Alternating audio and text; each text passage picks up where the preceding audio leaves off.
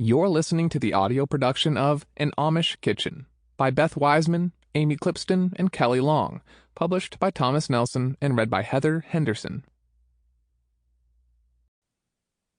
A Taste of Faith by Kelly Long. June 25. To Henry Fisher, Paradise, Pennsylvania. Dear Brooder Henry, it seems that Father has taken a turn lately, and the doctors at the hospital say they are worried about his breathing and heart condition. He's home now, using some oxygen. He asks after all of you often, even when he's poorly, and I thought you might like the chance to visit with him. You know that I love the Kinneh, but we've had a hard time even keeping the twins quiet so Father can rest. I wondered if you and Martha might come for a visit alone, and perhaps Abram can tend to the young ones and the farm.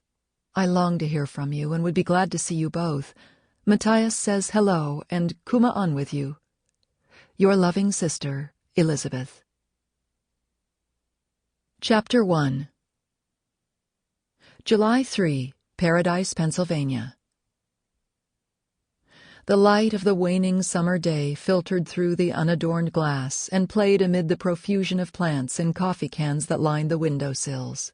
20-year-old Fern liked the way her silhouette blended and appeared to lengthen with the multitude of shadowy leaves and stems as she stretched to make sure each container took a few drops from the watering pot.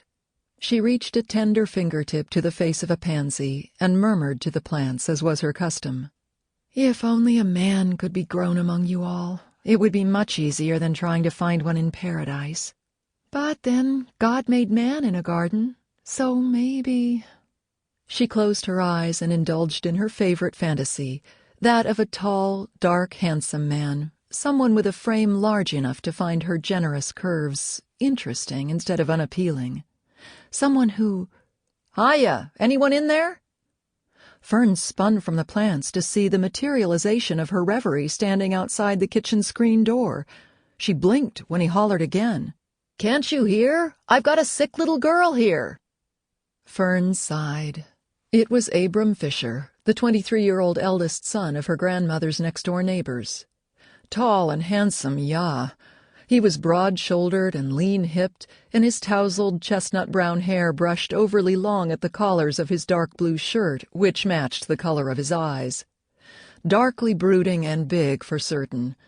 She'd passed Abram's solemn and sure at church and seen him working in the fields, his strong forearms straining at some task or another, his large hands easily managing a team of 4 horses behind the plow.